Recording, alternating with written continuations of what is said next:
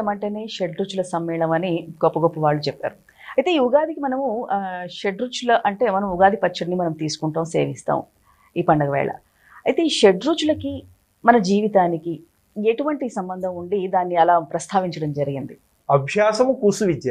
అంటే అభ్యసించాల్సిన వాళ్ళు ఎవరు? చిన్న వయసు కలిగిన పిల్లలు. ఉగాది రాగానే మనం పెద్దవాళ్ళం కాదా ఆ యొక్క పండగ సంబరం చేసుకోవాల్సింది?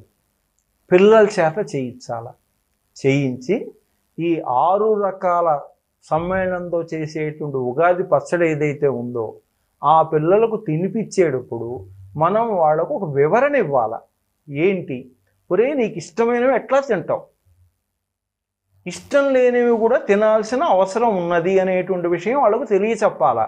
ఎందుకు? ఈ 6 రుచులు లోపలికి వెళితే మన పొట్ట అనేటువంటిది మన శరీరాన్ని ఆరోగ్యంగా కాపాడటం కోసం 300 రకాలకు పైచిలకు రసాయనాలు అంటే కెమికల్స్ని తయారు చేసుకుంటుంది. ఈ 6 రుచులు లోపలికి వెళ్తేనే అది సాధ్యమవుతుంది అనేటువంటి విషయం వాళ్ళకి కనుక తెలియచెప్పగలిగితే అది పిల్లల్లో మార్పు, చిన్న వయసు నుంచే మార్పు వచ్చేదానికి అవకాశం ఉంటుంది.